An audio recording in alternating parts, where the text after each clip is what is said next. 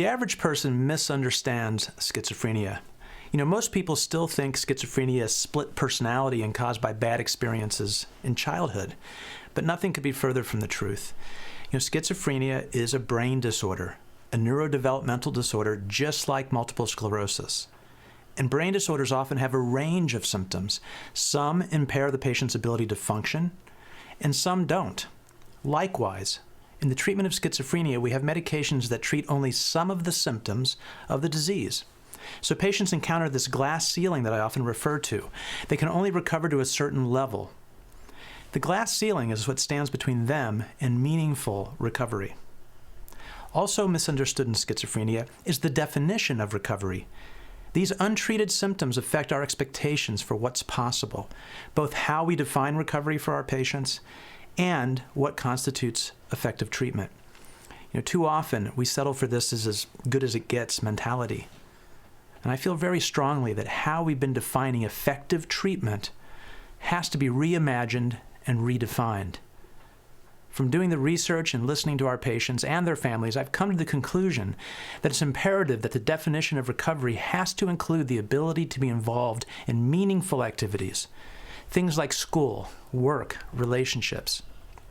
What's needed is a recovery of the lost drive to engage in those activities that are central to our being human. For more than 100 years, starting with Freud, psychiatry has recognized that the desire and drive to engage in both love and work are central.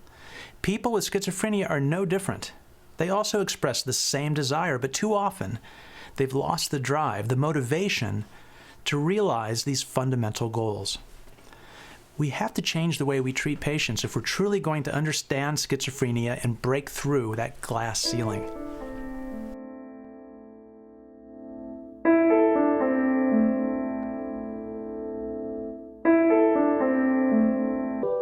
I want to talk first about the big picture. Schizophrenia is far more common than most brain disorders, affecting 1% of the world's population. That's about 50 million people worldwide. The disease strikes both men and women, usually in their late teens or early 20s, and it's a devastating and lifelong brain disorder that interferes with a person's ability to achieve fundamental and common life goals. Goals like finishing school, holding down a job, forming intimate relationships. The so-called positive symptoms, such as hallucinations, delusions, disorganized thinking, and bizarre behavior, are typically what leads to the initial diagnosis and the very first treatment.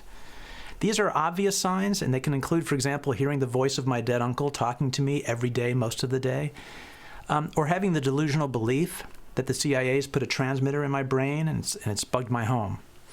These are the kinds of symptoms that lead to the initial diagnosis, and if the patient's lucky, to their first treatment.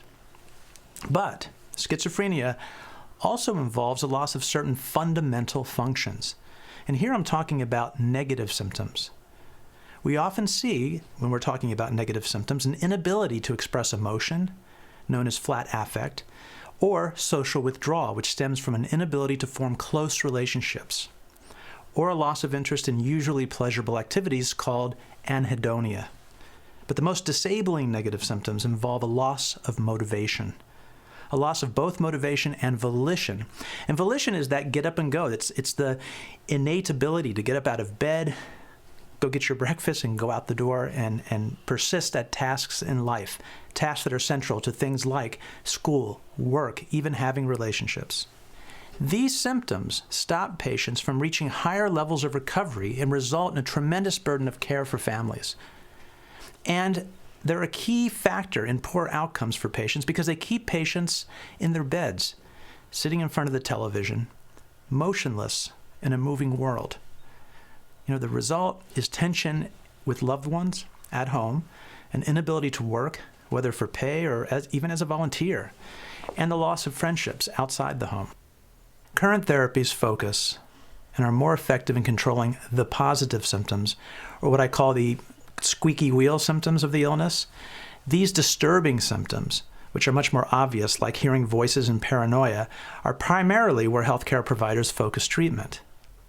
In fairness to my colleagues, the positive symptoms are, in fact, the louder or more obvious signs of the disease. and certainly deserve our attention and our intervention. But too often we stop there and we don't ask the question, are negative symptoms keeping this person from functioning in life? And without an answer to that question, we miss the opportunity to help that person to function better in their life. For more than 50 years, since the discovery of chlorpromazine or Thorazine, positive symptoms have been the main focus of psychiatry. Meanwhile, we've not been assessing and intervening with this huge subset of symptoms that keep our patients from functioning interpersonally at home, school, and in the workplace. But this little history lesson really begs the question, why have we been missing them? Negative symptoms, though devastating, are the most silent and often the most disabling and life-altering. And I call them silent because we often confuse them with a flaw in the person's personality instead of a symptom of the disease. And that's why we miss them. We miss them as caregivers and as clinicians. And I want to be crystal clear at the risk of repeating myself. It's not that we miss them and ignore them. They are in fact obvious, and we do react to them. But we misunderstand them as being separate or something outside of the disease, and in a very real sense, blame the patient for not trying hard enough, for not getting up out of bed. And when we see our patients as not trying and giving up, we tend to give up. So, speaking as a healthcare provider and a caregiver, I can say that we often see negative symptoms as a character flaw, rather than as an inherent part of the illness. So, if we're going to treat patients so they can move beyond that glass ceiling, we need to be educated about negative symptoms. Open our ears and our eyes to the debilitating symptoms that are silent and hidden in the shadow of positive symptoms. Family caregivers also need to know that negative symptoms are among the most debilitating symptoms that are keeping their loved ones beneath that glass ceiling and unable to recover more fully. Too often, loved ones breathe a sigh of relief when the positive symptoms have been held at bay. Meanwhile, our loved ones with schizophrenia have these other untreated symptoms that leave them without motivation and the ability to function in the world. When we focus on them, but in the wrong way, that is, believing that they reflect character flaws instead of symptoms of illness, we end up treating our family members as if they were lazy or uncaring, and that creates other problems and frankly, distance in our relationships with them. Ironically, these kinds of interactions where you're criticizing a family member for being lazy actually worsen positive symptoms and lead to relapse.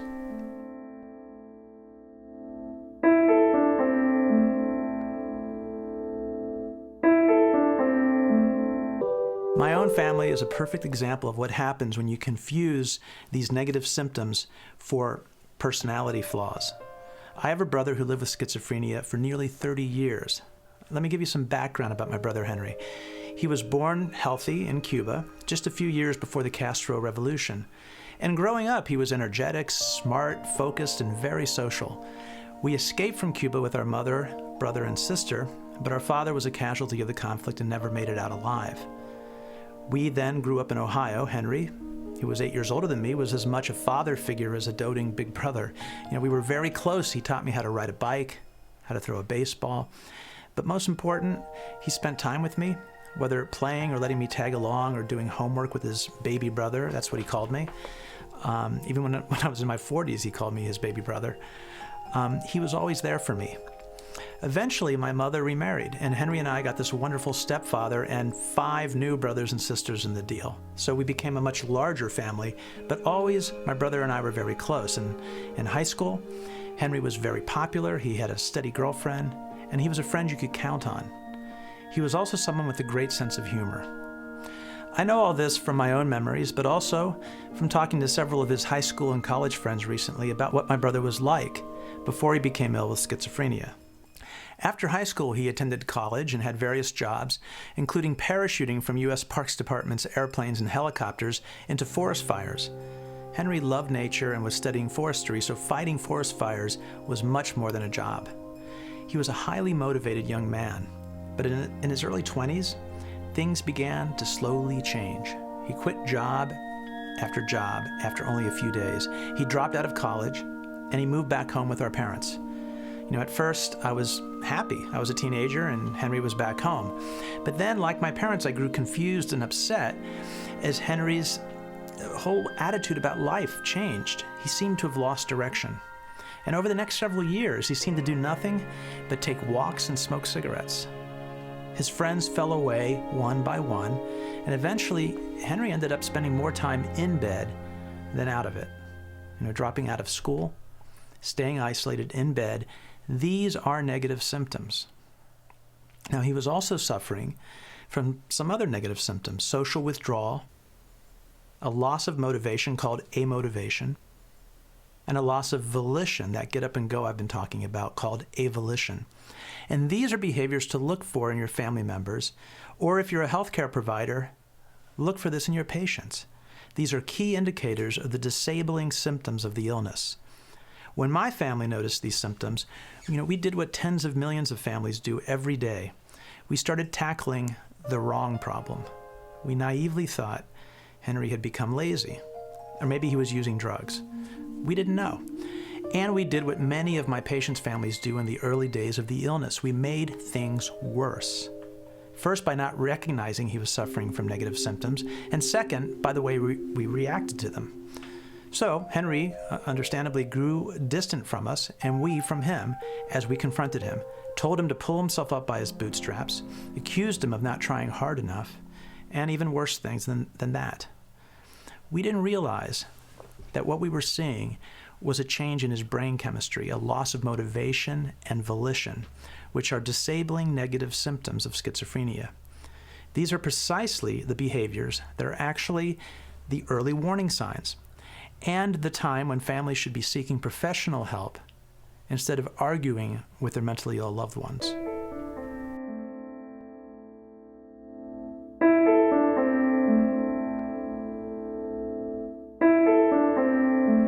So far, I've been talking as a researcher, a healthcare provider, and as a family caregiver. But what about our patients' perspectives on these negative symptoms?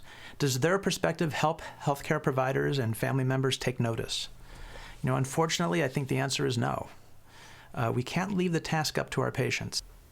If Henry were alive today, he would tell you what he told me. He thought he just stopped caring about relationships, college, and work.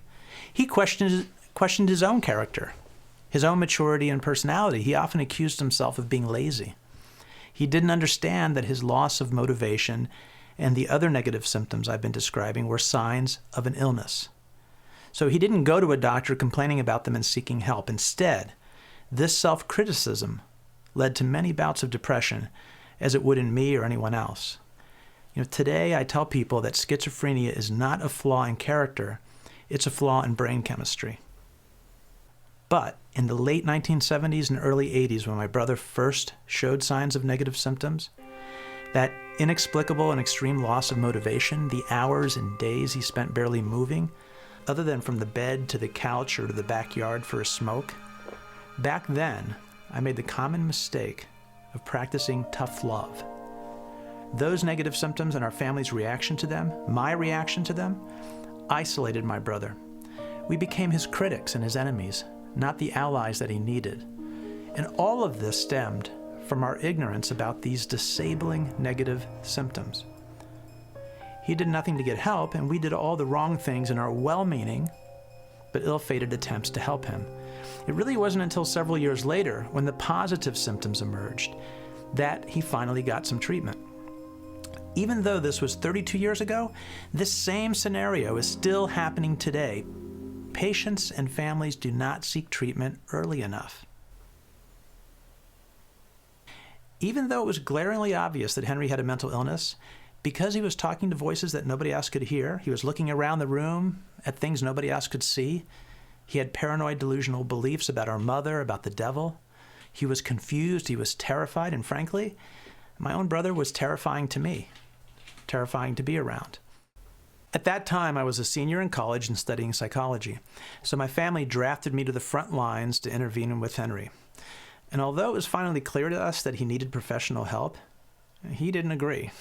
He was suffering from another common symptom of schizophrenia called anosognosia, which leaves about half of all patients unaware that they have mental illness. So you can imagine how this compounded the problems he was having both with us and with the psychiatrists that were trying to help him. He didn't understand he was ill. For the next 7 years, together with the psychiatrist, we fought with him often over the question of whether or not he had a mental illness and even needed treatment. And the result is that it took 7 years before my brother was in treatment reliably.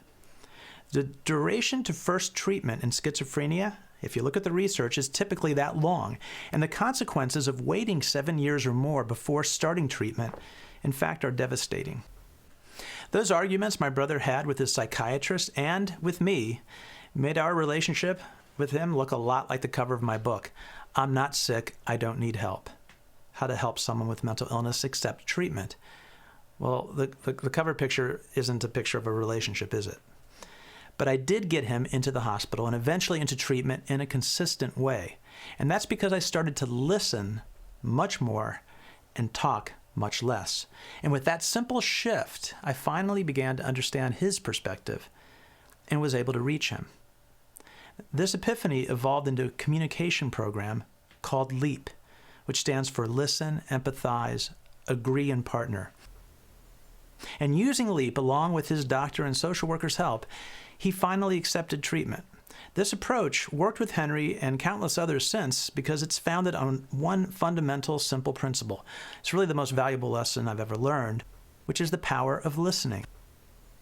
By listening and respecting his point of view, even when he told me he didn't have mental illness, he began to start listening and respecting mine, and that's what led to his acceptance of treatment. After that, he was social with the family. Again, he participated in family life. I recall one Christmas, we were singing songs together with our nieces, sister, and mother, and Henry was there. He was happy to be part of the family again. In the audience tonight, we have Henry Amador, who's joining us this evening for the royal performance of the Chanel Amador Trio. We have a full house tonight. All right, go ahead. We wish you a Merry Christmas and a Happy New Year.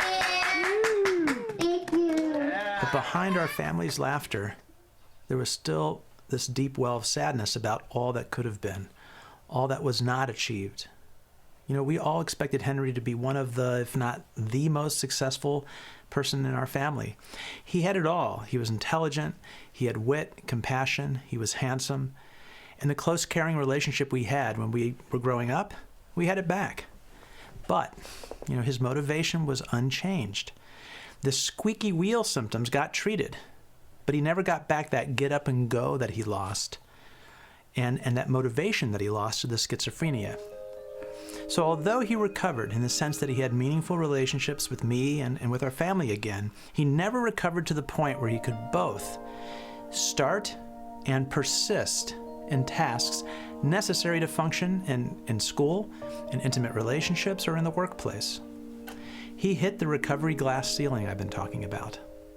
I give talks all over the world on schizophrenia and how we can help patients accept treatment.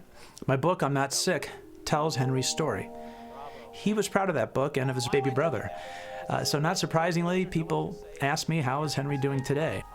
I talk about how much he improved, how he never came to understand he was ill, yet he stayed in treatment consistently, and also about the glass ceiling that he hit, how his functioning did not return to what it had been before the onset of his illness.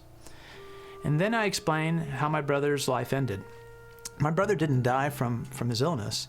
A few years ago, he was boarding a city bus in Tucson, Arizona, where he lived, and he noticed that there was a woman on the bus struggling with her groceries. So he stepped off the bus onto the sidewalk to let her board so he could pass her grocery bags to her.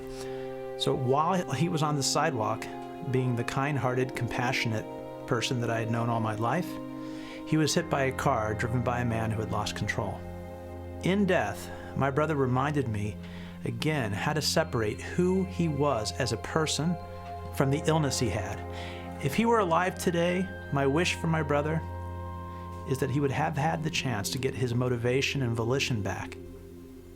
That he would have again the ability to both start and persist in activities that were so central to his goals and to his personality growing up. As a clinician, I want the same thing for all my patients who suffer from negative symptoms. Treating the positive symptoms is not enough. It's accepting failure to function in the world. It's time for us to address the long overlooked symptoms that keep our patients from functioning more fully and achieving a more complete recovery. And the first critical step is to be aware of the negative symptoms I've been talking about. Now, I'm not talking about all the negative symptoms. When I train residents and postdoctoral fellows in psychiatry, I sometimes tell my brother's story and that of many other patients who suffer from specific negative symptoms, the ones that impair their ability to function. And I ask them to please pay attention to these silent symptoms. Ask the patient, healthcare providers, and family caregivers about whether they see these symptoms. And there are some simple things you can look for and some simple questions you can ask. Is the patient spending a lot of time idle in bed, sitting in a chair or in their room? When they start a task, do they have trouble finishing it? Does the patient express pessimism about ever being able to achieve simple tasks or personal goals in their life? In terms of clinical practice, it is vital that we assess these symptoms. They should be discussed at every team meeting alongside those louder, positive symptoms of hallucinations, delusions, and bizarre behaviors. I also learned some vital things about our patient's experience that relate to everything I've been talking about. For decades, if anyone asked my brother what he needed, he wouldn't answer the medications I'm taking for the voices I'm hearing or the delusions. He always said the same thing. He said, "I just need a girlfriend and a job and I'll be okay. Love and work." Without knowing it, he was speaking for tens of millions of patients worldwide whose negative symptoms keep them from functioning fully in life. This is the most valuable lesson I've learned after more than 30 years in the field. And it came from listening. Just listen and keep listening, and we can make a real difference. Not only so we know better what our patients are up against, but because today we have treatment options that we did not have when my brother was still alive. Treatment options that hold the promise of addressing these silent symptoms of schizophrenia, the ones that leave people unable to go back to school, to work, to be back in loving, intimate relationships, and help patients recover beyond the glass ceiling.